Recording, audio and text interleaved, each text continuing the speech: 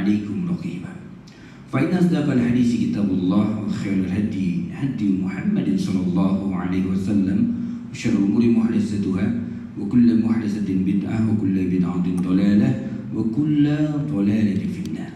صدق الله العظيم وصدق رسول الكريم. Alhamdulillah Rabbil Alamin. Mudah-mudahan majelis kita pada pagi hari ini selalu disertai dengan rahmat dan berkah dari Allah Subhanahu wa taala. Amin ya Rabbal Alamin. Sehat semua Bunda? Alhamdulillah, Masya Allah. Segala puji bagi Allah tentunya, yang mana Allah masih membimbing kita sampai hari ini, masih meringankan langkah kaki kita sampai hari ini untuk mempergunakan kesehatan yang Allah berikan kepada kita di jalan-jalan ketaatan. Karena banyak juga orang di luar sana yang Allah berikan kesehatan, namun kesehatannya dipergunakan untuk bermaksiat. Dan gak tanggung-tanggung maksiatnya, subhanallah, bahkan dimasukkan atau digolongkan menjadi golongan orang-orang yang melampaui batas. Ya. Jadi kalau Allah sudah bicara tentang dosa seseorang yang sudah sangat dahsyatnya, maka kalimatnya yang dipergunakan oleh Allah adalah melampaui batas. Allah, lihat itu. Allah yang berhak, yang bebas sebetulnya mau bicara apa saja ya. Allah akan mengatakan seseorang ini, kebangetan kah, brengsek kah, apalah pokoknya kalimat-kalimat yang amat sangat menyakitkan. Itu Allah punya hak untuk mengatakan itu. Karena apa? Karena Allah sudah menciptakan kita. Ini orang udah diciptakan, udah dikasih modal dari ujung rambut sampai ujung kaki. Mata yang melihat gak pakai dicas sama Allah. Telinganya mendengar nggak pakai dicas, lisannya pun bisa berbicara nggak pakai dicas, malah matanya, telinganya, lisannya dipakai untuk bermaksiat. Itu kira-kira Allah tuh gemes nggak sama kita kira-kira? Contoh Bunda dipinjemin mobil, tiba-tiba mobilnya ditabrak-tabrakin aja sama orang, udah mau baret begitu ya, kemudian bau macam-macam lah. Kira-kira marah nggak kita sama orang itu? Udah mau dipinjemin malah seperti ini, udah mah dikasih hati, mintanya jantung. Wah, ini bahasa yang dulu sering sekali saya dengar dari almarhumah ibu saya itu. Beliau kalau udah marah sama anaknya, kamu ya dikasih hati minta jantung. Itu biasa, sekarang udah gak bisa dengar lagi. Karena sudah wafat beliau. Allah heran. Nah, saat kemudian Allah memberikan yang namanya modal kepada kita. Kenapa modal yang diberikan malah untuk dipergunakan di jalan-jalan kemaksiatan? Oleh karena itu bersyukurlah kita, karena duduk-duduknya kita di majelis pada pagi hari ini itu bukan karena kemampuan kita, tapi karena Allah mengizinkan kita untuk duduk di majelis ini. Itulah kenapa saat azan berkumandang, ya Allahu Akbar, Allahu Akbar, kita jawabnya apa Bunda? Allahu Akbar, Allahu Akbar. Asyhadu an la ilaha illallah, asyhadu anna Muhammadar Rasulullah. Hayya 'alas shalah. Kok beda ya? Kenapa yang tiga di depan kita mengulang, tapi pada saat dipanggil atau diucapkan hayya 'alas shalah, yuk salat semuanya, tegakkan salat, jawaban kita apa? La haula wala quwwata illa billah. Kenapa jawaban kita berbeda? Kenapa pada saat ayo kita tegakkan salat, hayya 'alal falah, ayo meraih kemenangan, la haula wala quwwata illa billah. Kenapa berbeda jawabannya dengan kalimat-kalimat sebelumnya? Karena lihat, banyak orang dengar azan gak sholat juga, pada rumahnya sebelah masjid, malah rumahnya dipasang pengedap suara biar dari luar gak bisa tembus ke dalam, dari dalam gak bisa tembus keluar. Subhanallah. Karena saking apa gak mau dengar azan, gak mau dengar azan. Ini cara deteksi yang paling mudah Bunda. Cara deteksi yang paling mudah, apakah hati kita atau diri kita sudah dikuasai oleh setan. Setan oleh jin, itu sebangsa mereka itu. Karena setan itu dari bangsa jin, bukan dari bangsa manusia. Walaupun manusia ada juga sih yang kesetan-setanan, ada. Ya, ada yang kesetan-setanan. Tetapi kan bukan bangsa jin. Ya, bukan bangsa jin. Karena sebaik-baiknya jin, jadi ada jin, ada malaikat, ada manusia ya. Sebaik-baiknya jin itu adalah sejahil-jahilnya manusia. Jadi manusia yang paling jahil lah kira-kira begitu. Itu Jin yang paling baik itu begitu. Tetap jahil. Karena memang sifatnya begitu. Sifatnya begitu. Dan jin ini punya sifat tidak tampak.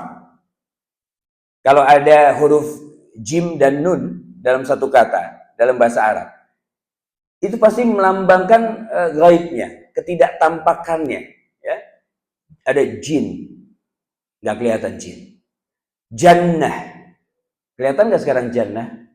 Belum, nggak kelihatan sekarang. Junnah, ada junnah. Apa makna junnah? Apa makna junnah? Junnah itu adalah perisai yang nggak kelihatan di dalam hati itu, nggak kelihatan. Kalau kita puasa, pada saat haus, lapar, jam 12 gitu, otak kan sudah mulai lapar. Perut lapar, kirim sinyal ke otak. Pada saat dikirim sinyal ke otak, maka di otak diproses. Kalau lapar itu ngapain? Makan, kan begitu ya. Pada saat makan itu kemudian diproses lagi. Dideliver ke hati dulu. Makan, mau makan apa? Kan begitu ya. Duh, makan apa ya? Nggak ada rasa-rasanya, bukan di sini rasa itu. Duh, rasa-rasanya apa ya? Pengennya makan apa? Kan dirasanya di sini. Nah, ternyata subhanallah, akal itu Allah letakkan bukan di otak. Akal itu diletakkan di dalam hati. Al-aqlu fis sudur wa nurun siyada fi qalbi. Akal itu diletakkan dalam dada, diciptakan dari cahaya dan diletakkan di dalam hati. Jadi yang memutuskan itu sebetulnya bukan otak, tetapi hati yang memutuskan. Karena kalau lapar, otak langsung mengatakan perintahnya makan. Mau makan apa? Dikembalikan ke dalam hati kita. Di sana kemudian akal memutuskan. Tapi selapar-laparnya manusia saat dia puasa, pasti hatinya akan mengatakan, jangan, lagi puasa, nanti aja. Walaupun tetap mikir mau makan apa, tapi minimal nanti pada saat azan. Ya, udah mikir dia, hati. Nah, perisai yang nggak tampak itu namanya junnah, ya, nggak tampak perisai, tapi nggak tampak dia. Ada lagi janin kelihatan nggak? Nggak kelihatan Ustaz di USG itu, ya pakai alat dulu, ya dilihat baru tampak. Tapi kan nggak tampak sebetulnya. Perubahan demi perubahan itu nggak tampak, ya. Maka jin itu punya sifat tidak tampak, kasat mata atau tidak kasat mata maksud kami. Jadi kalau ada orang bisa lihat jin, orang dusta besar. Dulu pernah ada itu acara yang, pokoknya setiap acaranya kesurupan dulu lah. Orang kesurupan terus, itu hebat juga saya bilangnya. Setiap acara syuting pasti ada yang kesurupan. Nah, pada saat kesurupan, orang ini yang digelari ustadz dalam tanda kutip itu ya, panggilnya ustadz gitu. Dia katakan begini, "Hei jin, aku bisa melihat kamu ya. Aku bisa melihat kamu." Sebetulnya itu beliau keselip lidah. Sengaja Allah selipkan lidahnya. Karena bagi orang-orang yang berilmu akan yakin dukun. Karena tidak ada yang namanya orang bisa melihat jin dalam bentuk yang sesungguhnya. Yang ada dalam bentuk yang tidak sebenar-benarnya. Dia bisa dalam bentuk binatang misalnya, ya, atau menyerupai manusia lain. Qarin itu kan jin yang menyerupai kita. Setiap manusia lahir itu ada qarinnya, yang suka bisik-bisik itu loh Bunda. Suka bisik-bisik. Di bulan Ramadan si qarin kan juga nggak diikat itu. Bisik-bisik terus. Sehingga ada orang yang bermaksiat di bulan Ramadan. Bisik-bisik, qarin. Rasulullah, apakah Rasulullah ada qarinnya? Ada. Karena Sayyidah Aisyah pun bertanya, "Ya Rasulullah, apakah engkau ada qarinmu juga?" "Iya, ada," kata Rasulullah. "Tapi qarinku sudah masuk Islam." Ya beda Rasulullah sama kita mah. Ya jangan disama-samain. Qarinku sudah masuk Islam. Jadi berbeda. Ada, Rasulullah pun ada qarinnya. Apabila ada yang wafat, pernah nggak Bunda dengar nih cerita atau berita begini? Tiba-tiba yang sudah wafat itu kelihatan di mana gitu? Ada yang lihat? Pernah nggak? Saya pernah tuh, adik saya. Jadi adik sepupu sebetulnya, karena ikut kami dari kecil, jadi sudah kayak adik sendirilah gitu ya. Laki-laki juga, jadi mahram kan. Beliau wafat, besoknya atau 2 hari kemudian, pas saya pulang sampai rumah ada satpam komplek. Satpamnya bilang, "Bang," katanya, "iya. Oh, kemarin semalam saya lihat adiknya tuh baru pulang tuh. Saya diam. Adik yang mana? Saya bilang. Itu adiknya yang biasa naik mobil yang satu itu, yang kurus-kurus orangnya. Yang satu memang lumayan subur badannya, yang satu lumayan kurus. Ya. Jadi dibilang yang kurus, beneran saya bilang, loh orang saya negur kok.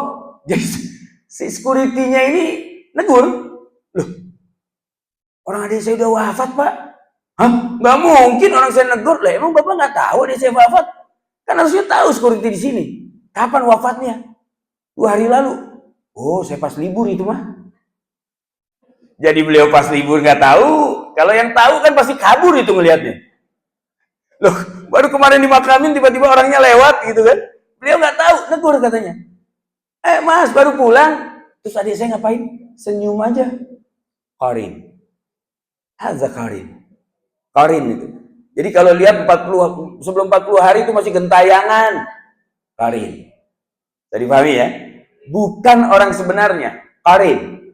Qarinnya bisa jadi, bisa jadi. Ya. Tapi yang sebenarnya roh setelah dicabut nggak ada jalan-jalan di dunia lagi.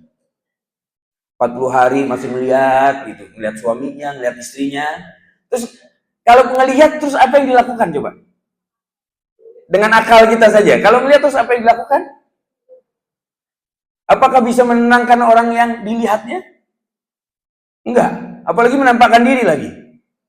Bunda lagi nyetrika, tiba-tiba, yang sabar. Nggak usah lihat bentuknya lah, suaranya aja.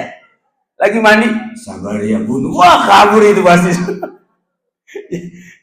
Subhanallah. Ya, maka nggak ada hal-hal seperti itu. Namun, memang ada satu kitab, ya. Kitab ini menjelaskan bahwa 40 hari yang namanya roh itu masih punya chance untuk bertemu. Bertemunya nih bagaimana? Ini harus dikorelasikan dengan kitab-kitab yang lain. Jadi tidak bisa diambil hanya dari satu referensi. Di dalam kitab Ruh yang ditulis oleh Imam Ibnu Qayyim Al-Jauzi, roh orang yang sudah wafat itu bisa bertemu dengan orang yang masih hidup. Beliau katakan itu, padahal ini berseberangan ya, ini dari kitab Salafi ini. Beliau katakan roh orang yang sudah wafat itu bisa bertemu dengan orang yang masih hidup. Maksud kami, di mana satu-satunya tempat adalah di alam mimpi. Jadi saat mimpi, itu kemudian Allah izinkan bisa jadi. Karena waktu kita mimpi, atau kita tidur maksud kami, roh kita itu terkadang tidak ada di dalam jasad. Itulah dinamakan pada saat orang tidur itu sama saja dengan temannya mati. Tidur itu kawannya mati, dikatakan begitu. Oleh karena itu, bangun tidur biasanya kita doanya gimana Bunda? Alhamdulillahilladzi ahyana ba'dama amatana. Ya kan? Segala puji baginya Allah yang telah menghidupkan kita kembali, kami kembali setelah mematikan kami. Jadi waktu kita tidur kita dimatikan. Ada nggak orang tidur nginget ngapain aja? Kadang-kadang dia sleepwalking gitu ya, ngigo, ngobrol, tapi nggak ingat. Karena memang tidak ada dalam kendali dia itu pada saat tidur. Ini dia. Nah, jin ada, qarin ada, dan dia sifatnya tidak tampak. Kalau jin ada yang hobi nampakin diri, itu tandanya tuh jin kurang kerjaan di dunia jin. Pengangguran jangan-jangan. Memang ngapain? Nggak ada, karena memang secara ininya adalah dia tidak kasat mata. Baik, Bunda rahmati Allah, pada bulan ini adalah bulan-bulan yang kemudian kita masuk dalam rangkaian bulan-bulan haram. Bulan yang ditetapkan oleh Allah di dalam Al-Quran, itu dalilnya bisa Bunda lihat di dalam surat At-Taubah ya. Surat ke-9 itu di ayat ke-36. Di ayat ke-36. Silakan dibuka Qurannya supaya kemudian kita bisa lebih memahami sebetulnya bulan haram itu bagaimana sih? Ada nggak larangan di bulan haram? Ya, kenapa Allah memilih bulan haram itu 4 bulan ini misalnya? Dikatakan dalam ayat ini, A'udzubillahi minasyaitonirrajim, Bismillahirrahmanirrahim. Inna iddata Inna 'iddatash syuhuri indallahi isna asyara. Ya, dan selanjutnya. Ya kan? Syahran fi kitabillah dan seterusnya ila akhir ayat. Bahwa sesungguhnya bilangan bulan di sisi Allah itu ada 12. Ada 12 ya, di sisi Allah. Dan kemudian apa? Ada di mana Allah menciptakan langit dan bumi. Itu kalimat selanjutnya. Yauma khalaqas samawati wal arda minha arba'atun hurum atau arba'atun hurum. Dan di dalamnya saat Allah menciptakan langit dan bumi ini, Allah tetapkan ada 4 bulan yang Allah muliakan di dalamnya. Minhanya kepada 12 bulan tadi. Ya, yang mana kalimat selanjutnya ada larangan-larangan yang Allah kemudian sampaikan kepada kita. Ini perlu diperhatikan. Katakan, zalika dinul qayyimah, ini adalah agama yang lurus. Ini adalah agama yang lurus atau ketetapan yang sudah Allah tetapkan secara lurus, secara jelas. Fala tazlimu fihinna anfusakum. Nah, ini dia garis bawah. Fala pakai fa. Kalau kalimat pakai fa itu langsung saat itu juga. Jangan kemudian kita malah pakai thumma. Jadi pada saat jatuh satu zul apa nih sekarang? Zulqa'dah. Zulqa'dah apa Zulqaidah? Zulqaidah. Apa atau Zulqi'dah?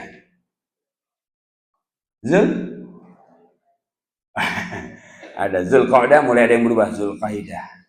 Ya Zulqaidah deh Ustaz. Zulqi'dah, enggak ada Zulqi'dah ya. Baik. Kita mampir sedikit aja supaya begini, supaya kita paham dengan apa yang kita bahas. Ini kan keutamaan Zulqa'dah, ini Zulqa'dah bukan bulan biasa. Kan begitu ya? Temanya kan? Kalau bukan bulan biasa, pasti ada keluar biasaan di dalamnya.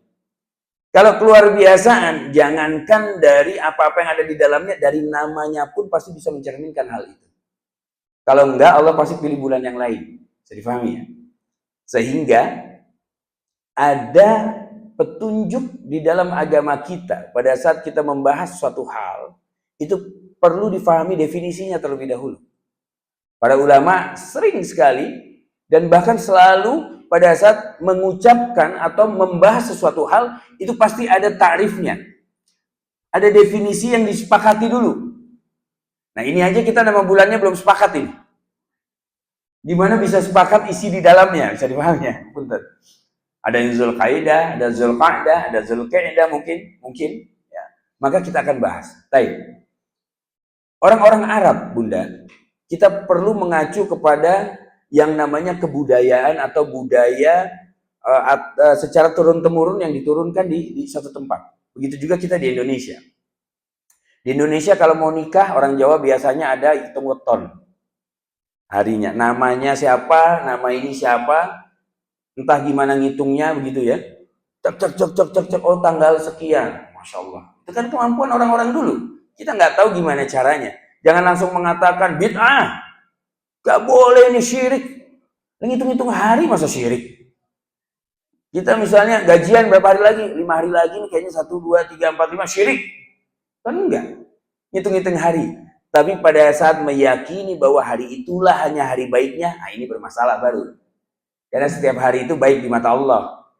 Ya, kecuali apa? Satu hari yang terbaik Sayyidul Ayyam itu Jumat. Itu tok. Yang lain-lain baik semua. Nggak baik itu kapan? Yang nggak baik itu pada saat setiap harinya kita nggak taat kepada Allah. Itu hari nggak baik. Itu dia. Nah kita kembali lagi ya. Orang Arab itu akar budaya mereka kuat, Bunda. Roots-nya kuat. Sampai-sampai bahasa mereka pun itu ada akarnya. Nggak seperti kita. Contoh. Kita untuk membentuk rumah ini, itu bahasanya kan ada batu, pasir, semen, genteng, tembok, segala macam baru rumah. Dari kalimatnya aja batu, pasir, semen. Itu udah hal-hal yang berbeda itu, ya. Baik. Kalau orang Arab beda. Bangunan itu akar katanya tetap mengakar pada satu. Asalnya dari mana? Bikin dari batu awalnya, Batu itu kalau satu bahasa Arabnya hajar. Itu hajar. Nah, kalau batunya banyak, kemudian disusun. Jadi batu nggak disusun sama batu disusun beda lagi tuh. Untuk bikin rumah itu kan batunya disusun dengan presisi. Nah, batu yang disusun yang nggak cuma satu, dia jamak, dia banyak, makanya jadi hijr. Itulah kenapa ada hijr Ismail. Hijr Ismail. Apa maksudnya hijr Ismail?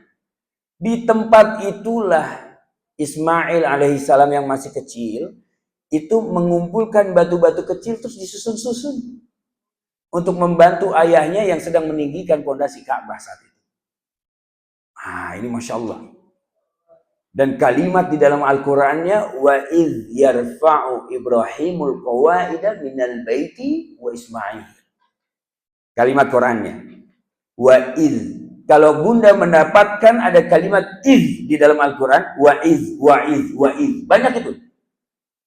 Maka diterjemahkan akan dikatakan bahwa dan ingatlah. Itu belum lengkap. Idh di dalam bahasa Arab yang dimaksud, dan ingatlah serta ambillah pelajaran dari dalamnya. Jadi bahasa idh saja itu bermakna, artinya mengingat dan mengambil pelajaran dari apa yang diingatnya tersebut atau dari peristiwa tersebut. Nah, ternyata Masya Allah dari kalimat ini bisa tercerminkan beberapa peristiwa, bahkan ada nilai pendidikan, pola pendidikan yang dianjurkan dalam Islam. Ini kalau kita nggak punya ulama-ulama, wah repot kita. Baca Quran akhirnya nggak bergetar dada kita. Dan itu kejadian. Karena satu Quran bahasanya bahasa Arab. Dan udah mah bahasa Arab, bahasanya bukan bahasa Arab yang biasa. Bukan bahasa Arab gaul pergaulan, bukan. Tapi bahasa Arabnya itu yang bahasa Arab sastra. Ya. Makanya ada apa? Ada ilmu balaghah di dalamnya. Ada kemudian masuk arutnya, masuk syair-syair yang seolah seperti syair masuk di dalamnya. Contoh misalnya, saya berikan contoh saja. Ada kalimat yang sering sekali kita dapatkan di Quran. Jannatin tajri min tahtihal anhar. Ya? Jannatin tajri min tahtihal anhar. Apa itu artinya biasa Bunda? Apa mengalir di bawah mana itu? Surga yang di bawahnya mengalir sungai-sungai. Itu terjemahan kan? Tajri. Apa arti sebenarnya tajri? Ma makna tajri? Coba. Santriwati ini. Lari. Makna tajri itu lari. Jadi apa? Surga yang di bawahnya terdapat sungai-sungai yang berlari. Kita kalau dengar sungai-sungai yang berlari, aduh, kayaknya romantis ya. Benar nggak? Daripada mengalir. Sungai yang mengalir, ya terus kenapa? So what gitu loh. Sungai ya pasti mengalir. Tapi saat kita dengar, surga yang di bawahnya terdapat sungai-sungai yang sedang berlari. Masya Allah.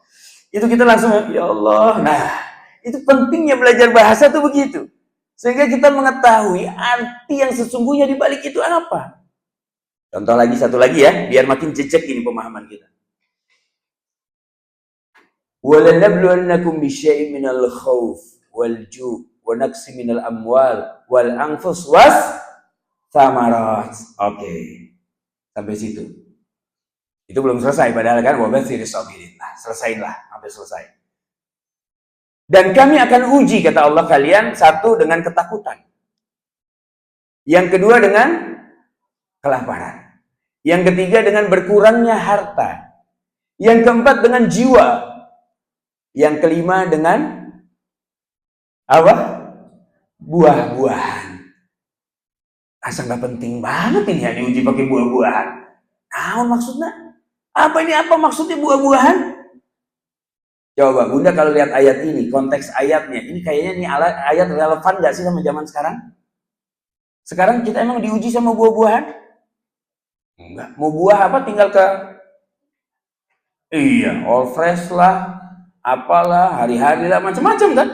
Kadang buah yang nggak musim aja ada di situ. Jadi ini nggak relevan. Bukan nggak relevan, kita yang nggak paham. Di situ ada ilmu balaghah yang pada saat ini diungkap arti sebenarnya baru kita akan gitu tuh. Dan akan merubah pandangan Bunda saat mendengarkan ayat ini nanti dibacakan. Kita cek ya. Dan kami akan uji kalian dengan ketakutan. Ketakutan, kita akan berpikir ketakutan masing-masing ada di kepala kita. Setiap orang beda-beda. Ada yang takut ditinggal pasangan. Ya, ternyata yang sebelahnya enggak, pasangan biarin aja. Biarin weh. Like naon, sok lah, misalnya begitu kan, terserah. Ada yang begitu. Karena mungkin sudah mati rasanya di dalam rumah. Ya, mungkin, ini mungkin ya. Serumah tapi tidak pernah bicara. Wah, subhanallah. Sebelahnya lagi, ketakutan akan anaknya.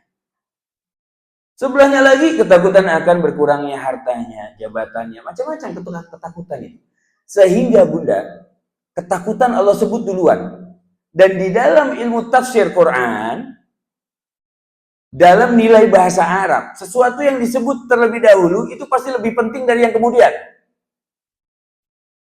Tadi kita lihat, wa iz yarfa'u Ibrahimul qawaida minal baiti wa Ismail. Ada Ibrahim duluan, Ismail belakangan. Kenapa Ibrahim duluan? Karena Nabi Ibrahim kerjanya lebih berat saat itu. Nabi Ibrahim sudah besar, sudah punya anak. Nabi Ismail masih kecil. Cuma ngangkat-ngangkat batu, susun, jadi hijr Ismail. Nah, Ka'bah dulunya persegi panjang, Bunda. Ka'bah itu sampai ke hijr Ismail dulunya. Kemudian tersapu oleh banjir besar di zaman Nabi Nuh alaihissalam. Dibangun lagi atau ditinggikan pondasinya lagi di zaman Nabi Ibrahim. Jadi keliru. Kalau ada buku pelajaran yang mengatakan siapa yang membangun Ka'bah? Nabi Ibrahim. Saya ingat dulu saya SD begitu tuh. Yang membangun Ka'bah Nabi Ibrahim. Bukan Nabi Ibrahim yang membangun Ka'bah. Karena buktinya Ka'bah sudah ada duluan sebelum Nabi Ibrahim ada. Pondasinya yang tersisa sehingga kemudian dinaikkan kembali oleh Nabi Ibrahim alaihissalam atas perintah Allah. Nah, berarti Ka'bah adanya kapan, yang bangun siapa? Itu jadi pertanyaan kan? Kita sebagai orang Islam seyogianya tahu siapa yang bangun Ka'bah. Karena ini ikon penting ini, ikonik banget ini buat kita. So, siapa yang bangun Ka'bah, Bunda? Nabi Adam alaihissalam. Benar? Yakin Nabi Adam? Ada di mana referensinya Nabi Adam bangun Ka'bah? Pasti ada itu. Pasti ada. Kalau dikatakan Nabi Adam adalah orang yang membangun Ka'bah, pasti ada dalam literasi-literasi. Kitabnya pasti jelas. Karena itu akan disampaikan. Nyatanya nggak ada tuh. Mungkin pengetahuan kami yang kurang. Karena sependek pengetahuan kami, dalam belajar agama belum pernah ada referensi yang saya dengar Nabi Adam yang bangun Ka'bah. Mungkin ada referensi lain, wallahu a'lam. Namun, hal ini bisa tercermin di dalam Al-Quran. Inna awwala baiti wudi'a lin-nasi lalladzi bi Bakkata mubarakah. Di sana itu. Sesungguhnya tempat peribadatan pertama yang dibangunkan untuk manusia. Cek. Kalimatnya pasif. Dibangunkan untuk manusia yang bangun atau bukan? Adam manusia bukan? Manusia. Kalau Adam yang bangun, Allah pasti akan mention itu Adam yang bangun atas perintahku. Pasti begitu. Ini kalimatnya dibangunkan untuk manusia. Jadi pada saat Adam alaihissalam turun, Ka'bahnya sudah ada. Dan nanti Ka'bah akan ditarik oleh Allah. Sehingga ada orang datang mau tawaf, Ka'bahnya udah nggak ada. Ada masanya nanti pun. Ya. Pada saat kiamat sudah makin dekat.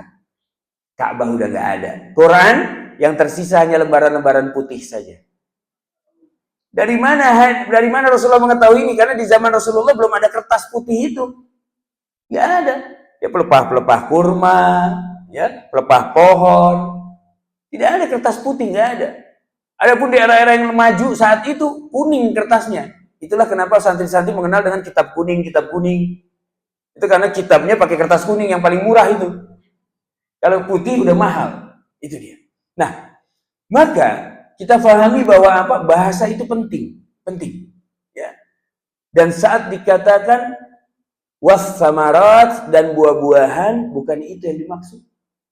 Tapi yang Allah maksud dalam ilmu balaghah, seseorang kalau kita mau makan buah, tentunya kita perlu menanam pohonnya terlebih dahulu. Ini diibaratkan begitu. Kita tanam pohonnya, tergantung buahnya apa. Kalau yang lagi dipengenin itu duren, itu minimal 8 tahun itu nanam pohonnya itu. Dan bukan hanya menanamnya, sudah ditanam, disiapkan pengairan yang cukup, dijaga dari hama, macam-macam kan? 8 tahun.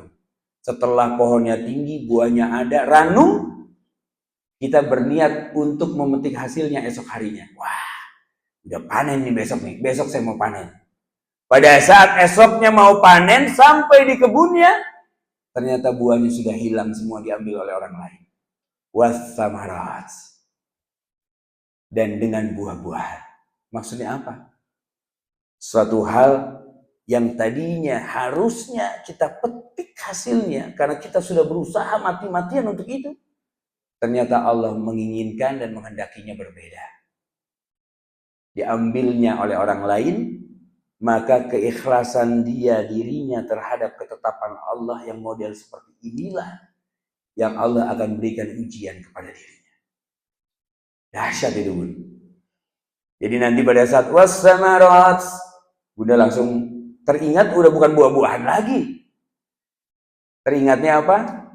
Oh, ada fulan yang pernah zolimin saya ini.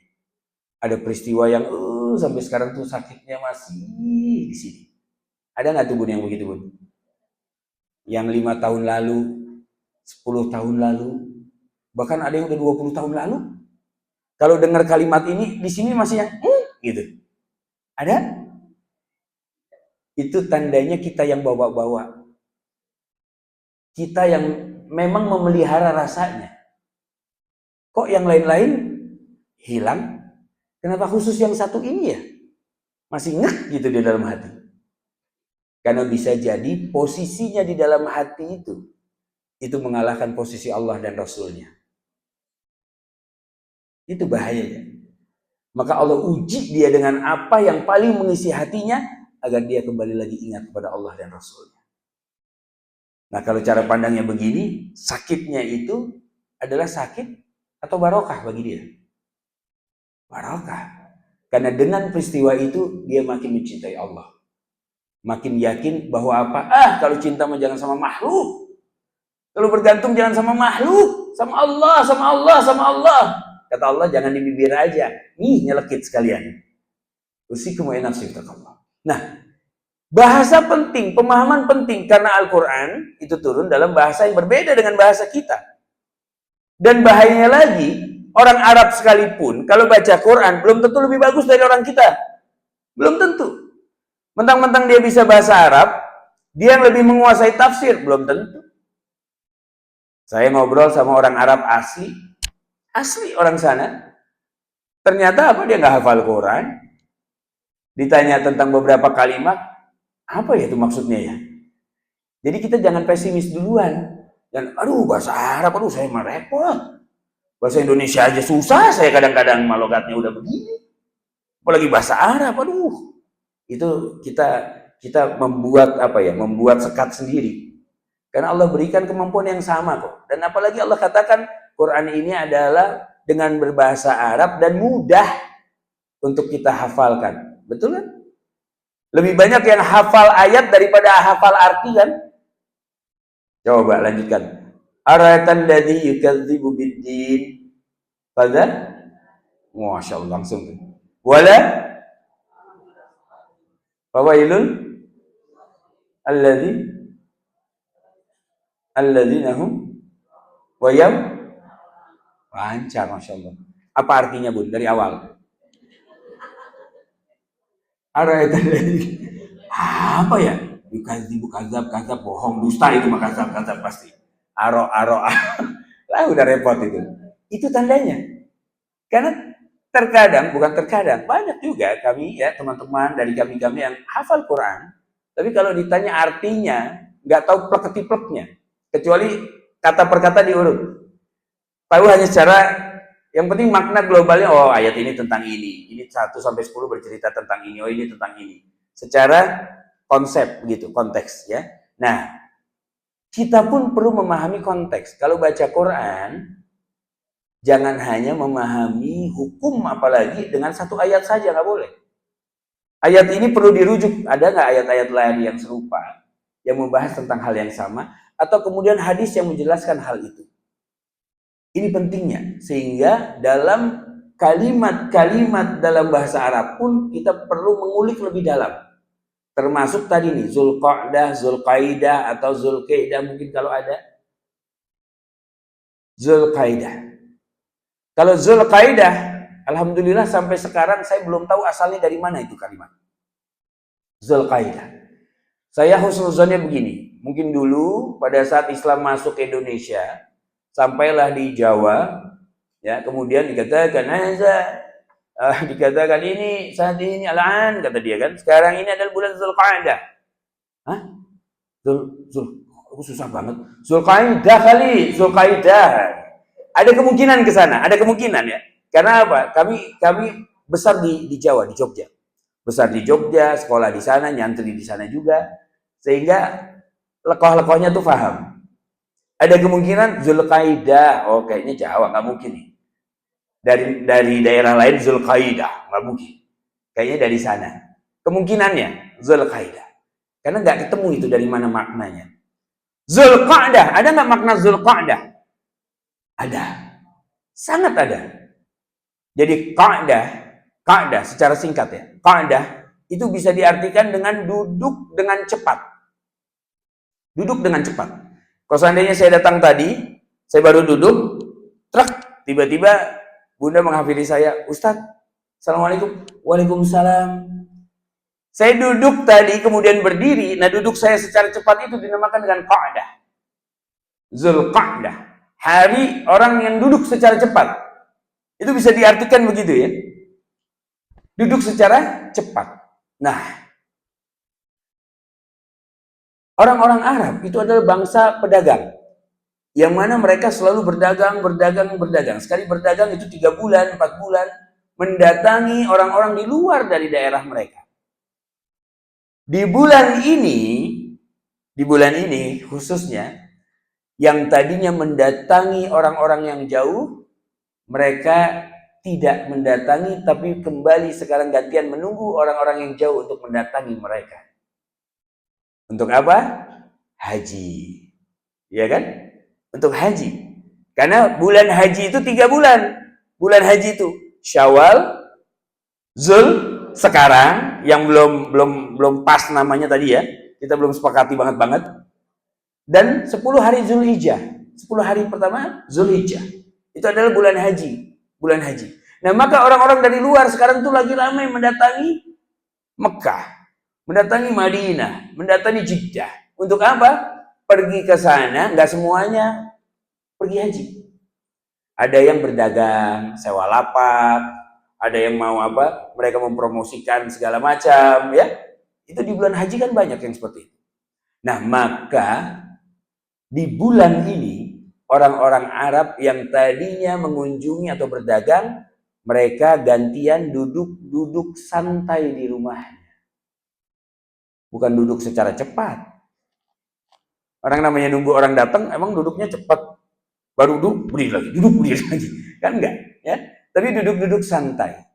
Kalau duduk santai, yang tepat adalah Zulqa'dah. Zulqa'dah. Itu yang tepat sebetulnya. Zulqa'dah boleh. Nggak ada yang bilang nggak boleh. Tapi kalau mau lebih tepat, Zulqa'dah. Saya pernah mendapatkan aplikasi Muslim Pro nih. Kan kita rata-rata banyak pakai Muslim Pro kan. Aplikasi Muslim Pro pernah dalam beberapa saat itu tulisan bulannya atau dia tulis secara latinnya Zulqa'dah. Pernah. Kami lihat dengan mata kepala sendiri. Wah, Zulqa'dah udah benar ini. Sekarang berubah lagi Zulqa'dah. Berubah lagi. Wallahu a'lam apa sebabnya. Ya. Nah, jadi bulan ini adalah bulan duduk-duduk santainya orang-orang Arab. Menunggu orang-orang di luar Arab untuk mendatangi mereka. Untuk haji, nyewa lapak, dan lain-lain, dan lain-lain. Ya. Nah, maka bulan Zulqa'dah atau Zulqi'dah tepatnya adalah bulan pembuka dari dimulainya 4 bulan haram. Bulan pertama ini. Pintu masuk dari bulan-bulan haram. Bulan haram ada 4. 3 berurutan, 1 kemudian berbeda. Zulqa'dah, Qa'dah, yang kedua ada Zulhijjah, yang ketiga Muharram, yang keempat Rajab. Kenapa Rajab kok jauh? Yang 3 ini kenapa berdempetan, Rajabnya jauh? Rajab itu namanya Rajab. Rajab itu nama lain dari bulan Rajab apa? Sering diistilahkan dengan apa? Rajab sering juga diistilahkan dengan Syahrullah. Syahrullah. Bulannya Allah. Bulannya Allah. Dan Rasulullah SAW tidak pernah melakukan puasa sunnah yang paling banyak kecuali bulan Rajab. Jadi ibadah yang utama kalau kita inginkan, biasanya suka bingung kita, bulan Rajab apa nih? Ibadahnya apa nih? Yang mana yang lebih utama? Yang mana yang lebih utama? Puasa sunnah. Karena Rasulullah paling banyak puasa sunnah di bulan Rajab. Nah, namun di bulan ini sebetulnya adalah bulan umrah. Kenapa bulan umrah? Karena Rasulullah SAW dalam 4 kali umrahnya, 3 kali beliau selalu lakukan di bulan ini. Bulan Zulqa'dah. Kecuali 1 kali saja yang beliau tidak lakukan di bulan Zulqa'dah, tetapi bersamaan dengan ibadah hajinya. Itu dari perang Hudaybiyah. Hudaybiyah pun terjadinya di bulan ini perjanjiannya. Lihat itu, keutamaan-keutamaan yang terdapat di dalam bulan Zulqa'dah. Bulan Zulqa'dah pun adalah bulan di mana di bulan ini seorang hamba itu akan sangat baik bagi dirinya untuk mulai bermuhasabah. Muhasabah. Bulannya muhasabah. Masuk bulan haram dia berpikir. Jangan Muharram. Muharram memang tahun baru Islam. Tapi tidak ada keistimewaan di sana. Ya, walaupun banyak acara-acara kan Muharraman itu ya. Ya, dan biasanya juga ada acara-acara besar yang dikaitkan dengan hijrah biasanya. Hijrah. Acara guru kita, Ustaz Fatih Karim. Muharram, Amazing Muharram, kan begitu ya. Tentang hijrah. Nah, tapi Zulqa'dah ini bulannya betul-betul kalau mau kemudian kita hijrah di hadapan Allah, bulan inilah bulan yang paling tepat. Karena bulan pembuka dari 4 bulan haram yang ada. Zulqa'dah. Muhasabah. Nah, di bulan yang mulia ini, Allah tetapkan. Kalau bulan itu mulia, berarti dia punya kelebihan. Keistimewaan. Apa keistimewaannya? Sama dengan 3 bulan mulia lainnya. Di bulan ini pun, yang namanya pahala-pahala dari ibadah kita, Allah tingkatkan. Dilebihkan dari bulan-bulan biasanya. Namun, mafhum mukhalafahnya begini. Kalau sesuatu ditingkatkan, maka lawan dari itu pun ditingkatkan. Yaitu apa? Dosa pun saat dilakukan di bulan ini atau di bulan haram, dosanya pun akan ditingkatkan nilainya oleh Allah. Hati-hati nih. Ya, secara mudahnya gini. Bunda, kalau mau bikin dosa, ya jangan bulan haram. Tunggu bulan gak haram aja lah. Kira-kira begitu. Walaupun jangan bikin dosa ya. Tapi ini karena udah gak kuatnya pengen bikin dosa nih. Apa pengen bikin dosa? Gibah misalnya. Gibah itu kan pengen bikin dosa namanya. Ya, tahan. 3 bulan ini jangan gibah dulu deh. Itu kan nanti, udah 3 bulan banyak tuh materi gibahnya tuh di bulan keempat tuh. Yang udah disiapkan di 3 bulan ini. Ya, tahan bun. Karena apa? Gibahnya bunda di bulan ini. Mulai tanggal 1 Zulqa'dah kemarin itu, bukan cuma makan 1 bangkai. Berbagai macam bangkai bunda makan. dan bangkai orang-orang yang kita kenal, saudara-saudara kita. Subhanallah. Kita makan bangkai binatang aja kita nggak mau. Apalagi makan bangkai saudara kita sendiri yang kita tahu wajahnya. Mana matinya senyum lagi. Gimana mau makannya coba? Usikum nafsi bitaqallah. Maka tahan. Dan Masya Allah, saat kita menahan diri kita, lisan kita, mata kita di bulan-bulan haram, ini impactnya jauh lebih dahsyat pada saat di bulan Ramadan. Tadi pahami? Karena 3 bulan membiasakan diri, itu jauh impactnya lebih kuat daripada hanya 1 bulan yang ngebut.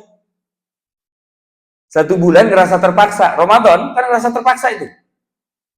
Mau gibah, nanti belum azan maghrib. Nanti tahan dulu, habis azan 5 menit lagi aja, 5 menit lagi. Masih ada kesempatan untuk itu. Tapi pada saat bulan haram, itu gak cuma dari subuh sampai maghrib, tapi sepanjang bulannya. 24 jam dari 30 harinya, sepanjang itu dikali lagi 4 bulan. 4 bulan menjaga mata, jaga telinga, jaga lisan, jaga hati, jaga tangan, jaga semuanya. Itu akan lebih menjaga kita dari kemaksiatan. Dikuatkannya kapan? Ramadan dikuatkan. Dikuatkan. Ramadannya sudah terbiasa. Bukan Ramadan baru latihan lagi. Udah berapa tahun kita bunda? Coba ngajinya di sini udah berapa tahun ngajinya ini? Kenapa Ramadannya masih gitu-gitu aja? Hafalannya masih segitu-gitu aja? Pemahaman Qurannya masih segitu-gitu aja? Bahkan hafalan mungkin sudah banyak yang hilang juga. Usikum wa nafsi bitaqallah. Nah, maka di bulan haram ini bulan ini, tepatnya Zulqa'dah, ini bulan yang tepat bagi kita untuk apa? Untuk kemudian bermuhasabah. Untuk set up goals lagi. Mau apa kita dalam kehidupan ini? Lah, Ustadz saya mau bentar lagi kayaknya. Nggak usah dipikirin lagi. Jangan, malah karena sebentar lagi harus jadi lebih dipikirin. Daripada yang kelihatannya masih lama. Walaupun yang namanya wafat itu, ajal itu nggak ada urusannya dengan muda dengan tua. Ada anak-anak muda mengatakan, ya mereka ngaji, ya pantas lah udah bau tanah mereka mah. Ya mungkin kita bau tanah, tapi dia tuh bau kuburan. Dia nggak tahu kalau dia bau kuburan, tinggal besoknya lagi. Sehingga hadisnya jelas. Banyak anak-anak muda yang berkumpul tertawa terbahak-bahak, mereka nggak sadar bahwa kain kafannya sudah ditenun di kampung sebelah. Sudah ditenun buat dia itu, tapi masih asik aja ketawa-ketawa, masih asik aja tiktokan. Subhanallah. Dihafalin TikTok itu, kaget saya kadang-kadang. Saya pernah kaget bun, lagi mau makan di mana ya, di Kokas kalau nggak salah, sama anak-anak ini. Pas lagi mau jalan, tiba-tiba dari balik tiang itu ada 2 akhwat pakai jilbab, lompat. Astagfirullah, saya sampai gitu kaget saya. Tiba-tiba gitu-gitu. Joget-joget. Hah? Ngapain saya bilang? TikTok ayah, kata anak saya. Zaman TikTok awal-awal. Kalau sekarang lihat gitu, kita udah paham TikTok pasti ini. Atau apa, kan begitu ya. Dulu awal-awal kaget saya. Ngapain dia? Oh TikTok tuh ayah, apa itu? TikTok, oh itu. Kenapa namanya TikTok? Kenapa nggak toktik? Trek-trek misalnya, kenapa nggak? Jadi saya mendapatkan dari seorang ulama yang dibahas. Ya Allah, a'lam, bisa nyambung, iya, bisa enggak. Bisa juga cocokologi. Tapi cocokologi paling masuk akal menurut saya. TikTok. Kita kalau lihat jam itu berdetak itu gimana? Tik-tak, tik-tak, tik-tak. Dan kalau lihat TikTok, ingat waktu apa enggak? Ya, udah sejam aja. Udah 2 jam aja. Kadang-kadang begitu itu. Ya, tik-tak, waktu terbuang dengan percuma. Padahal kalau kita orang beriman, lihat firman Allah. Ya ayyuhalladzina amanu taqullaha wal tanzur nafsum ma qaddamat lighad wattaqullaha, kata Allah. Wahai orang-orang beriman, bertakwalah kepada Allah dan persiapkan dengan baik, rencanakan dengan baik waktu kalian itu untuk apa? Untuk hari esok, untuk akhirat. Itu tandanya kita mempersiapkan hari-hari kita di dunia ini sekarang ini nih, waktu yang tersisa ini, bukan tersiksa ya, waktu yang tersisa ini untuk kepentingan akhirat kita, Bun. Kalau usia kita segini masih mikirin mau sukses di dunia, terlambat. Dan mungkin memang kita ditakdirkan untuk sukses di dunia. Karena itu takdir Allah. Karena Rasulullah SAW mengatakan, kalau usia kita sudah masuk 40 tahun, 70% itu sudah mikirin akhirat. Dunianya 30% saja. Tapi kemudian, cara pandang ini kan dirubah dengan cara pandang barat. Life began at 40. Makanya banyak yang baru bangor di umur 40 tahun. Banyak baru yang ngaco-ngaco di 40 tahun. Karena di 40 tahun itu usia yang lagi jejek-jejeknya itu. Seorang laki-laki usia 40 tahun itu harusnya dalam keadaan yang prima-primanya. Begitu juga wanita. 40 tahun itu matang-matangnya. 30 tahun sebetulnya wanita sampai 40 tahun lah ya. Itu yang lagi betul-betul jejek itu. Di dalam apa? Karirnya, di dalam keakuannya, di dalam segala macam itu. Di usia segitu. Kalau usia 40 tahun, sukses dunia belum ada di tangan kita, maka lupakan dunia. Karena Allah tidak takdirkan kita untuk itu. Itu nasihat yang diberikan oleh guru-guru kami. Lupakan. Jangan tulil amal, jangan panjang nih angan-angan nih. Masih pengen ini, masih pengen itu, masih buat perusahaan begini, nanti begitu. Subhanallah. Akhirat. Jangan sampai Allah sadarkan kita saat kita teriak-teriak di dalam neraka yang paling dalam. Wahum yastarihuna fiha. Saya tutup kajian ini ikhtitam dengan kalimat atau ayat ini. Dan mereka berteriak-teriak di dalamnya, di dalam neraka itu. Apa yang mereka teriakkan? Rabbana akhrijna na'mal salihah ghairal ladzi kunna na'mal. Ya Allah, ya Tuhan kami, tolong keluarkan kami dari dalam sini ya Allah. Kami janji nggak akan berbuat amal-amal buruk kayak yang lalu-lalu. Kami janji ya Allah. Kami janji. Udah di neraka paling dalam. Teriak-teriak seperti itu. Apa kata Allah? Dalam ayat yang sama. Awalam nu'amirkum ma yatadzakkaru fihi man tadzakkar wa ja'akumun nadhir. Bukankah aku sudah panjangkan usia kalian? 50 tahun, 60 tahun, 70 tahun, bahkan ada yang 80 tahun, ada yang 100 tahun. Kurang panjang apa kata Allah? Di usia yang panjang itu, kok nggak pernah mikir tentang hal ini? Baru sekarang teriak-teriaknya kata Allah. Dan bahkan sudah aku datangkan pemberi peringatan bagi kalian. Nah ini menariknya Bun. Waja'akumun nazir an-nazir. Waja'akum. Dan aku telah datangkan kepada kalian itu an-nazir. Pemberi peringatan. Saya mau tanya. Siapa atau apa yang dimaksud pemberi peringatan itu? Apa yang dimaksud Allah? Dengan sang pemberi peringatan. Kira-kira apa Bun? Bismillah.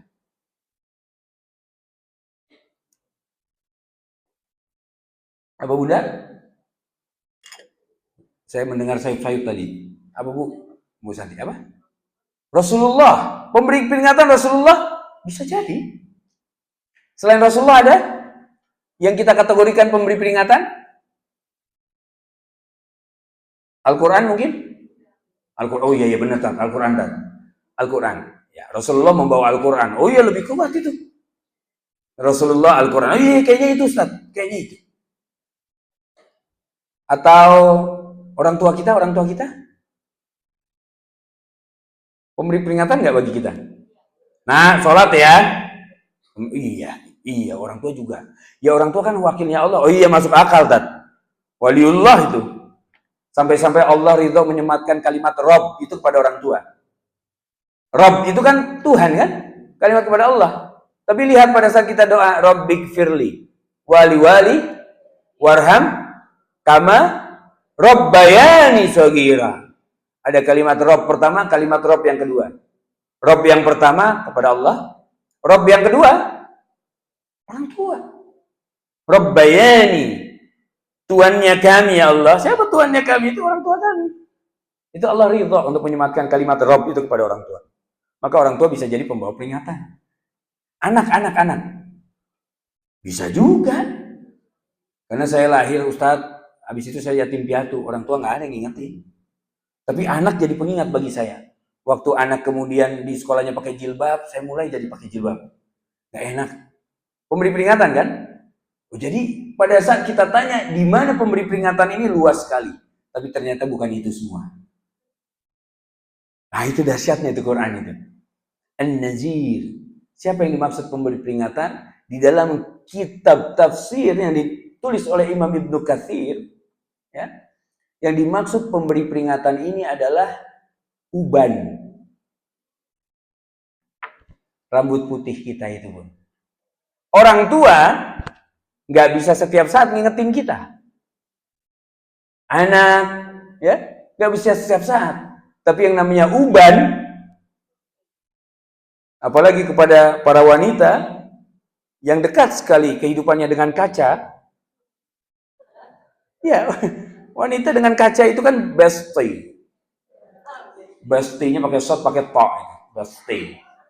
Kalau bestie biasa, bestie itu udah. Ya, kaca. Bunda kalau ketemu kaca ngapain? Nih, mungkin nggak dilewatin kaca itu dengan sia-sia?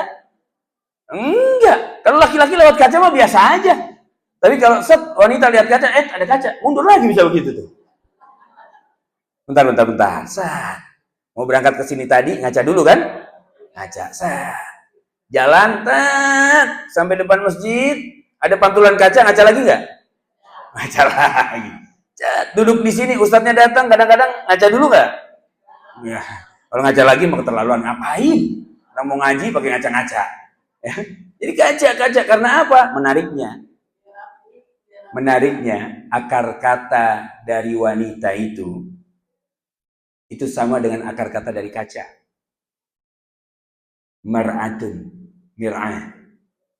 Itu kaca. Wanita akrab dengan kaca.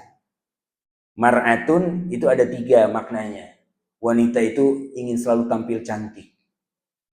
Ingin selalu dihormati. Dan wanita punya hati bagaikan kaca. 3 makna nih. Yang ketiga yang paling dalam nih. Kenapa maksudnya? Kaca itu kalau udah pecah, dia bisa disusun lagi, tapi tidak akan pernah bisa memantulkan cahaya yang sempurna kan? Begitu juga dengan hati wanita.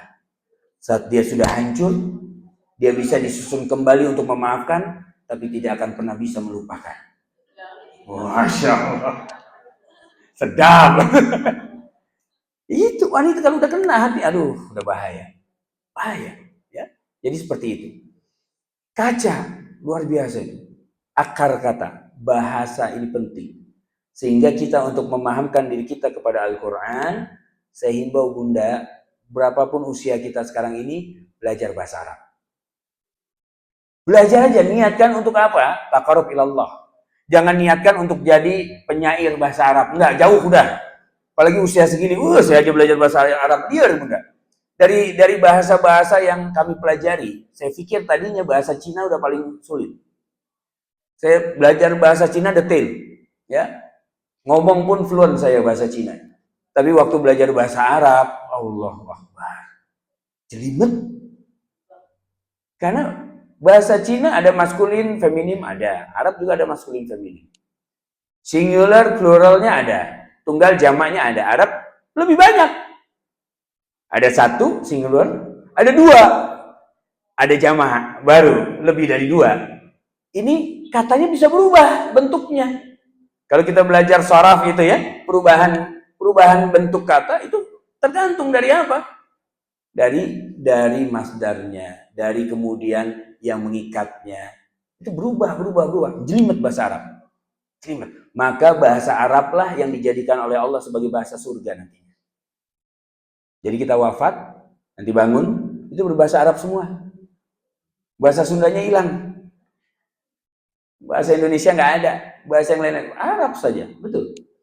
Karena Arab dipilih oleh Allah untuk menjadi bahasa surga. Nah, kita kan para penghuni surga nih ceritanya, insya Allah nih, ya, akrabin dengan bahasa Arab. Akan nanti bisa otomatis, iya betul. Tapi kalau lebih akrab kan enak sekarang ini. Jadi nuansa surganya itu udah kerasa gitu kira-kira. Nah, inilah keutamaan dan larangan. Larangan belum tadi ya? Larangannya ada di ayat itu. Wa fala tazlim. Lihat. Fihinna. Dan janganlah kamu menzolimi. Wala tazlimu anfusakum fihinna. Atau fihinna anfusakum maksudnya. Jangan kalian menzolimi diri kalian nih di bulan ini nih.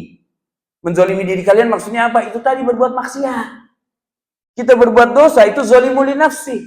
Menzolimi diri kita sendiri. Namun celakanya, dosa itu kebanyakan gara-gara diri sendiri. Dari dalam maksiat itu datangnya. Keinginan bermaksiat, kalau dari dalam, itu lebih challenging untuk ditahannya daripada ajakan maksiat dari luar. Ada teman ngajak maksiat, kita bisa nolak. Maksiat yuk. Wah, ngapain maksiat-maksiat? Misalnya gitu ya. Saya mau udah belajar. Tapi kalau udah keinginan dari dalam, nggak perlu ada teman, sendiri juga bisa berangkat. Bermaksiat. Orang kalau selingkuh, mengajak-ajak teman? Enggak. Mungkin butuh teman untuk jadi bumper, bisa jadi. Nanti kalau suami saya telepon, bilang ya, aku ngakunya sama kamu ini, astagfirullah. Ngajak-ngajak dosa. Dan teman model gini bun, jangan ditemenin. Bunda jangan sok-sok setia kawan. Tenang bestie. Nanti aku tutupin. Jangan. Dilarang tolong menolong. Karena kita akan dikenakan dosa yang sama. Dan punten, Fir'aun itu melampaui batas.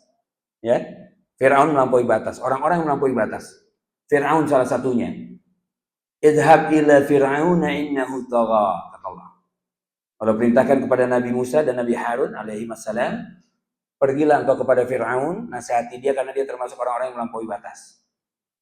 Tapi ternyata ada orang-orang yang hidup zaman sekarang. Nggak sekejam Fir'aun, tapi disejejerkan sama Fir'aun. Itu apa? Orang-orang yang sudah menikah, tapi milih selingkuh di belakang. Kok bisa? Iya, kalimat Allah, bukan kalimat saya. Di dalam surat Al-Mu'minun, coba cek itu. Di ayat-ayat awal, dari 1 sampai 11. Itu ayat berapa tuh ya? 5, 6 kalau saya tidak keliru. Di mana, atau 7, 8. Di mana di ayat itu, ya, Allah menjelaskan orang-orang yang menjadi ciri-ciri penghuni surga Firdaus. Qad aflahal mu'minun alladzina hum fi sholatihim khashi'un walladzina hum 'anil lagwi mu'ridun walladzina hum lizakati fa'ilun walladzina hum li furujihim hafizun illa 'ala azwajihim aw ma malakat aymanuhum fa innahum ghairu malumin. Faman ibtagha wara'a dzalika fa ulaika humul. Tuh lihat kalimatnya. Orang-orang beriman yang penghuni surga Firdaus yaitu orang-orang yang punten, yang pandai menjaga kemaluannya. Dijaga kemaluannya itu, furujnya dijaga. Kecuali untuk pasangannya boleh. Pasangannya boleh. Atau hamba sahaya. Hamba sahaya itu sekarang udah nggak ada. Jadi jangan dipikir nih, ini ada bapak-bapak error juga nih. Ustadz, saya ingin Ustadz mengelaborasi tentang hamba sahaya. Wah, ini orang akademisi kata saya kan. Karena bahasanya elaborasi. Elaborate di mana, Pak? Hamba sahaya ini, saya kurang paham. Hamba sahaya itu maknanya apa ya? Kata dia. Orang-orang yang di bawah penguasaan kita kan, Ustadz? Itu hamba sahaya kan? Iya, bisa, betul.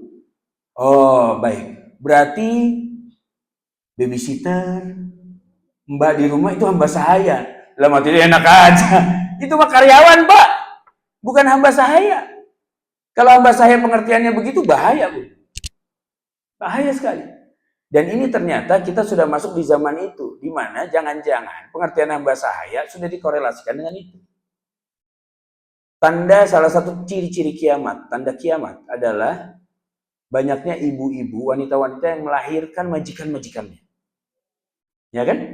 Di dalam hadis yang jelas sekali itu tentang tanda-tanda kiamat. Apa yang dimaksud dengan wanita-wanita yang melahirkan majikan-majikannya? Apa yang dimaksud itu? Sekarang fenomenanya terjadi. Banyak jamaah, ini punten, bunda-bunda yang memiliki anak yang sudah menikah, baru-baru menikah lah. Dalam usia-usia pernikahan yang baru lah gitu ya. Perhatikan, kalau mereka punya pembantu di rumah, jangan sampai pembantunya itu menarik. Bisa difahami ya? Karena yang nggak menarik aja bisa kejadian kok. Apalagi yang menarik. Apalagi lebih cakep dari, iya.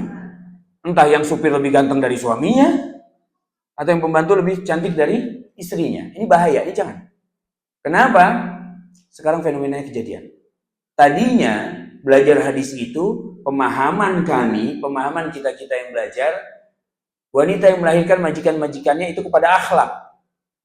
Sekarang lihat anak-anak, kalau minta makan sama ibunya gimana? Bu, makan bu. Bu, ini bu. Kayak ibunya kayak pembantunya gitu. Iya kan? Memposisikan kayak ibunya, apalagi ini anaknya udah banyak nonton YouTube ini. Ibunya marah dikit, Komnas HAM ya. Bahaya banget itu. Dulu zaman saya ngomong begitu, makin dibejek sama ayah saya. Dan kita biasa aja. Tapi anak-anak sekarang beda ceritanya. Nah, ternyata bukan hanya itu, bukan. Pembantu-pembantu di rumah yang dihamili oleh majikan-majikannya, itu anaknya lahir kan anak majikan itu. Wanita-wanita yang melahirkan majikan-majikannya. Banyak sekarang. Dan banyak kejadian. Wanita-wanita yang baru menikah, laporan ke kami, curhat. Karena suaminya selingkuh sama mbaknya. Banyak pun. Gak cuma 1-2. Datang kepada kami, subhanallah. Ini apa fenomenanya? Wallahu a'lam. Baik, bunda-bunda yang rahmati Allah, inilah yang bisa kami sampaikan mengenai materi hari ini. Mudah-mudahan apa yang disampaikan bermanfaat. Mohon maaf apabila ada kata-kata yang kurang berkenan. Mohon dibukakan pintu maaf yang sebesar-besarnya. Jazakumullah khair. Ala husni istimaikum lakum minni al-hubb wa du'a. Assalamualaikum warahmatullahi wabarakatuh.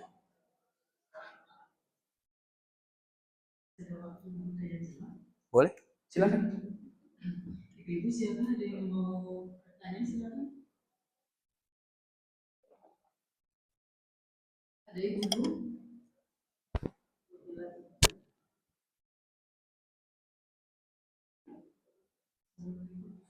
Ya, waalaikumsalam.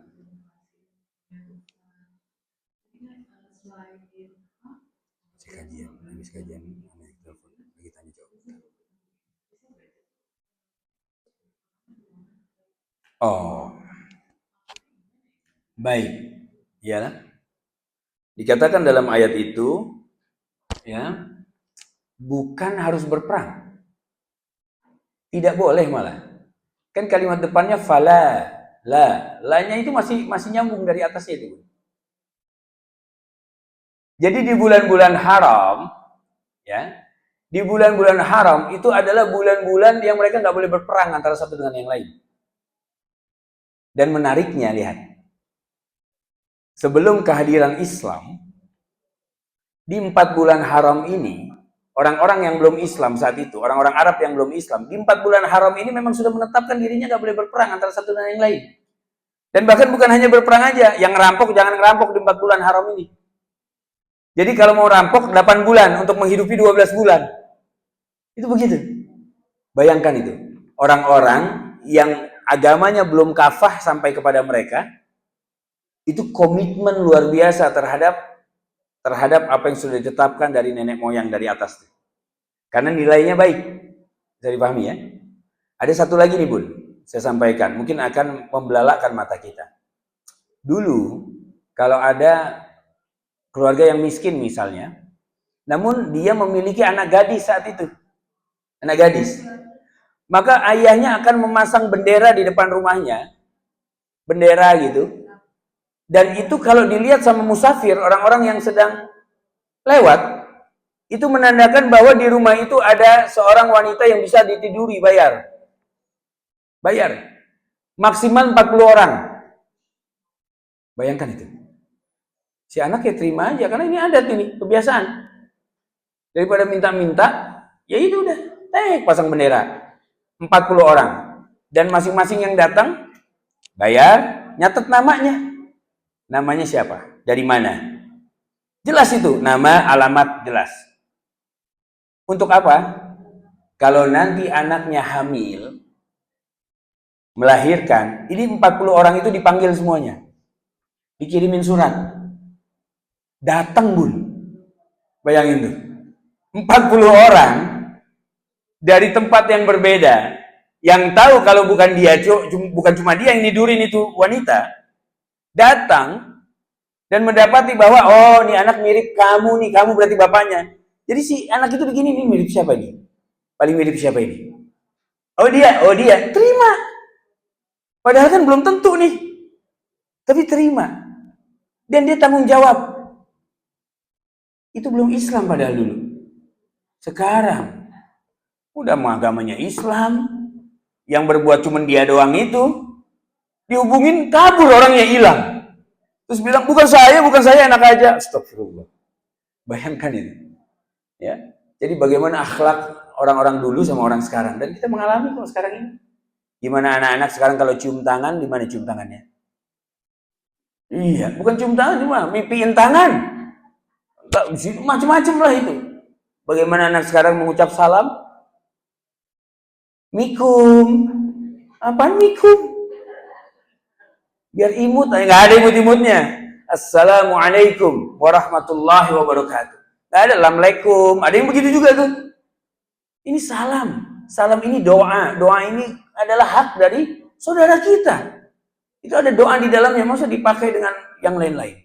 Sekarang pun mulai, ya Allah, nggak tahu dari mana itu asalnya. Kalau terima WhatsApp, salam.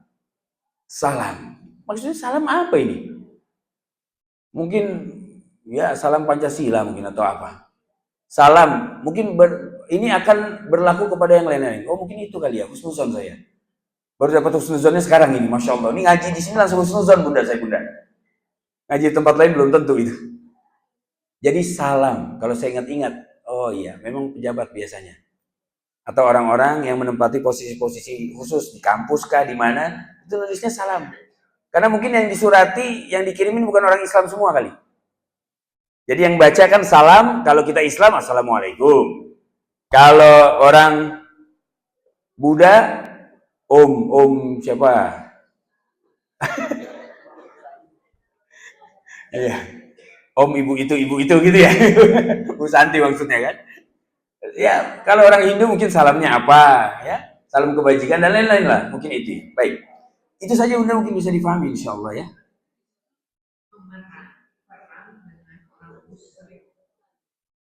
Dan orang-orang musyrik semuanya sebagaimana mereka memerangi kamu semuanya. Bahwa sesungguhnya Allah bersama orang-orang yang iya. Jadi ayat itu di belakang itu terikat. Perangi bukan dengan membunuh. Qital ya, itu bukan hanya membunuh artinya. Kisos juga bukan hanya membunuh artinya, ingat. Kisos itu potong tangan tuh kisos juga itu. Tapi apakah potong tangan membunuh? Enggak. Ya. Maka dikatakan apa? Memerangi itu adalah dengan keimanan kita. Karena jelas di bulan-bulan haram itu bulan larangan untuk berperang. Nggak boleh perang. Jangan perang satu sama lain. Jangan memerangi. Bahkan orang-orang musyrik sekalipun saat itu dia tidak memerangi orang Islam. Orang-orang kafir Quraisy saat itu di bulan-bulan haram itu nggak berperang sama kita. Tapi mereka tunggu ini. Pokoknya keluar dari bulan haram, itu udah siap. Betul-betul dipersiapkan strateginya. Itu begitu. Nah maka di bulan haram, fala tazlimu fihin anfusakum. Jangan zolimi diri kita sendiri dengan cara tidak taat kepada Allah Azza wa Jalla. Gitu. Baik. Allahu a'lam bishawab.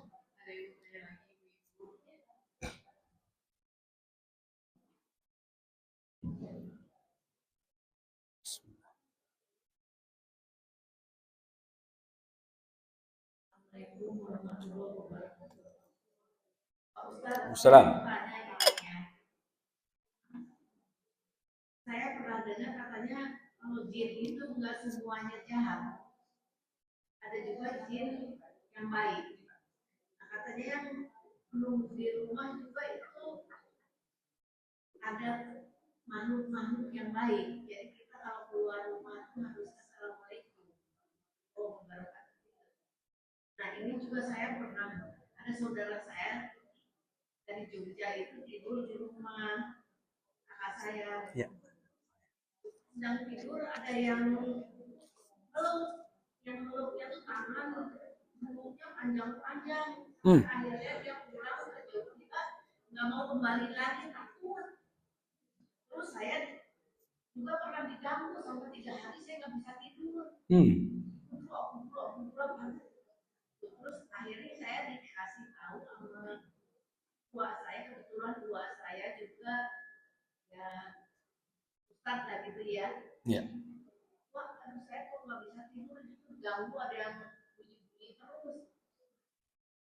Terus saya udah baca ayat kursi kok nggak hilang-hilang. Mahal si lain kata macan. Saya baca ayat takut dulu, baca takut dulu, baru tahan nafas 3 kali, tahan nafas, baca ayat kursi 3. Akhirnya saya pas begitu jam 12 kumpul saya keluar malam. Terus saya udah sekolah, saya baca takut, baca ayat kursi 3 kali tahan nafas, betul hilang semua. Betul. Nah, itu saya bertanya apa itu jin atau terus saya juga pernah diganggu juga di rumah. Tadi tidur ada yang narik selimut saya tarik kan, tapi orangnya nggak ada. Itu setan apa betul ya? Baik. Baik. Bismillahirrahmanirrahim. Gangguan jin. Apakah ada gangguan jin? Ada. Ada. Jin itu memang ada. Nyata. Sihir. Apakah sihir ada? Ada. Nyata itu. Nyata. Bahkan baru-baru ini istri saya mengalami gangguan sihir. Saya pun lagi coba-coba diserang lah. Saya nggak kena, kenanya ke istri saya. Jadi sempat kemarin perutnya besar, Bun. Membesar itu. Menjelang subuh hilang. Sakit lagi. Menjelang subuh hilang. Itu luar biasa itu. Ya. Nah, kami pun begitu. Jadi terakhir kemarin saat ruqyah mandiri, ini punten ini, saat ruqyah mandiri, itu keluar benda dari bagian tubuh kami itu mata pancing yang sudah berkarat 2 begini. Masuknya dari mana kata saya? Kalau dia masuknya lewat makanan, keluarnya dari belakang. Ini enggak. Keluarnya dari tempat yang kita nggak sangka-sangka bisa keluar itu. Kira-kira begitu. Dan itu sihir, nyata. Nyata. Baru aja. Nggak ini hitungan hari, paling hitungan pekan lah. Iya, pekan lalu ya, Ru ya? Pekan lalu lah. Pekan lalu. Jadi betul-betul itu ada. Nah, di rumah apakah dia baik atau tidak? Tergantung. Siapa yang memang menghuni di sana? Kalau misalnya ada jinnya tetap ada, padahal di rumah itu orangnya hobinya ngaji, sholat, sholawatan, dan lain-lain, ini jin Islam bisa jadi. Karena kalau jin-jin yang lain, saat Bunda masuk rumah mengucapkan Assalamualaikum, itu dia langsung mengatakan kepada teman-temannya, kroni-kroninya, tidak ada tempat bermalam bagi kita di rumah ini, di tempat ini, nggak ada. Keluar dia. Maka biasakan untuk mengucapkan salam. Masuk rumah, Assalamualaikum warahmatullahi. Kan padahal kita tahu kosong ya. Saat kita mengucap salam, tiba-tiba dari dalam ada yang nyaut, Waalaikumsalam. Nah itu masalah tersendiri itu. Pasti bukan jin kalau itu. Jin nggak ada yang ngucapin salam balik ya. Nah, apalagi tadi banyak ya pertanyaannya. Tadi apalagi Bun? Oh ada yang meluk, jarinya panjang-panjang. Jin. Ya pasti jin. Jinnya naksir berarti itu. Itu bahaya itu, hati-hati. Jin. Narik-narik kita baca ayat kursi kok kenapa nggak bisa ya Ustadz ya? Bisa jadi lafaznya kurang pas. Ya, makharijul hurufnya harusnya fa jadi pa. Misal, ya, atau kadang-kadang gini, kadang-kadang kita ngaji, logat kedaerahan kadang-kadang masuk. Padahal enggak boleh. Saya punya teman-teman dari berbagai macam daerah di PTIQ itu. Dari Jawa, dari Makassar, dari Sunda, dari mana-mana semua ada. Kalau ngomong beda-beda. Yang Sunda mah ya kieu. Ada yang bahasa Jawa yang lebih medok begitu kan. Kemana tak? Mau kemana misalnya? Nah ini Jawa nih kayaknya. Tapi kalau yang iya Ki, Ki. Nah ini Makassar biasanya kan begitu ya. Tapi kalau ngaji sama semua. Hilang ini logat kedaerahannya. Bisa begitu ya. Masya Allah. Itu ada kori teman saya dari Jawa. Kalau ngomong bertek-bertuk udah. Tapi ngaji ini kori internasional itu. Masya Allah. Nah itu bedanya Quran. Ada aturan di sana. Bedanya keluar huruf. Keluar hurufnya orang Jawa sama orang Sunda beda tuh keluar hurufnya tuh. Ya. Penyanyi dangdut sama penyanyi metal beda. Karena keluarnya itu beda itu, makharijul vokalnya itu ya, beda. Nah, maka kalau misalnya ketemu model-model begitu lagi, ayat kursi kepanjangan. Mana kadang-kadang nggak ingat, apalagi udah ngeliat-ngeliat sosok yang begitu. Belum lagi pakai ketawa lagi. Nah, udah mulai itu.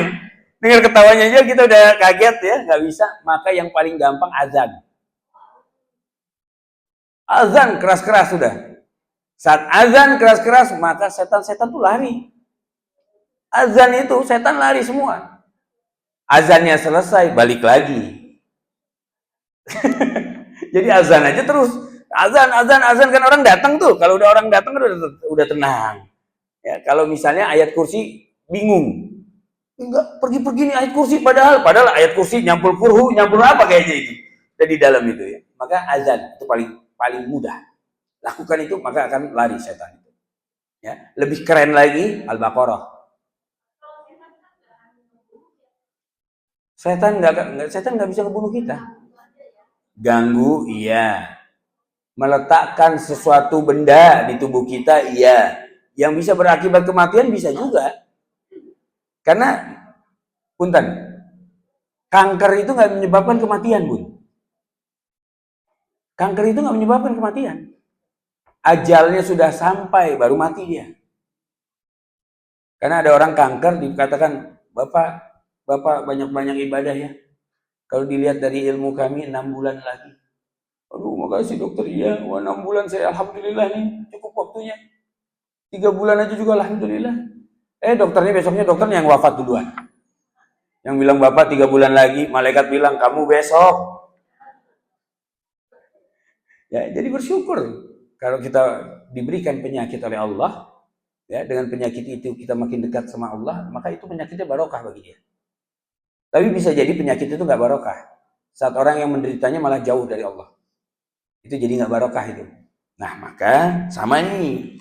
Ini kan minta doakan orang yang sakit. Pas bridgingnya itu. Ustaz, mohon doakan untuk jamaah kami yang sedang sakit. Ibu Suryani binti Fulan. Kita akan doakan jamaah yang sedang sakit, tapi doanya mungkin berbeda. Doa untuk orang yang sakit. Bedakan dengan orang yang sudah wafat. Ya emang iya tuh, beda tuh. Antara sakit dengan wafat. Maksud kami begini. Kalau wafat kan sudah jelas ya. Kalau sakit, jangan langsung dimintai kesembuhan. Karena bisa jadi sakit itu baik bagi dirinya. Kita jangan sok-sokan, ya Allah berikan kesembuhan karena 40 orang akhirnya ya udah kasih kesembuhan. Padahal sembuh malah bermaksiat. Jadi tapi jangan doain sakit terus juga. Maka doa yang pas adalah kita doakan, ya Allah, kami mohon kepada saudara kami, bunda kami, Ibu Suryani binti Fulan yang sekarang sedang dalam keadaan sakit.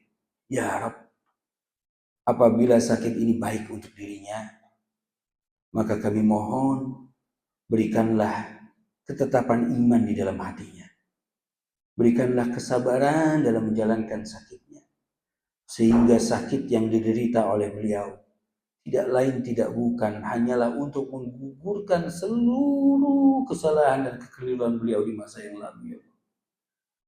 Dan apabila sakit ini kemudian menjadi asbabnya untuk menghadapmu, maka jadikanlah dirinya menghadapmu tidak dengan membawa dosa sedikit pun, ya Allah. Terbebas dari semua dosa-dosa yang melekat. Ya Rabb. Namun apabila sakit ini buruk bagi dirinya, ya Allah, maka kami mohon segeralah berikan kesembuhan bagi dirinya, agar beliau kembali dapat beribadah dengan nikmat kepadamu, ya Allah. Agar beliau kembali akan lebih mencintaimu, ya Allah.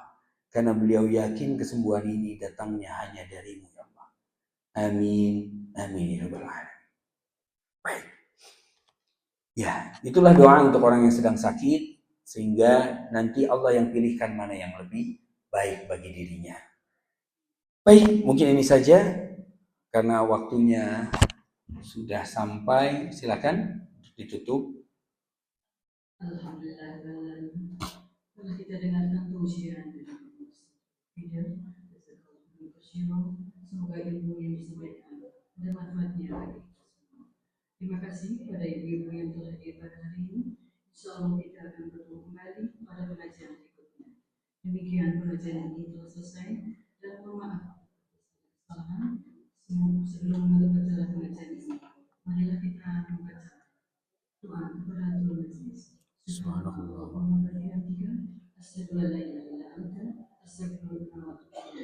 Assalamualaikum warahmatullahi wabarakatuh. Waalaikumsalam warahmatullahi wabarakatuh.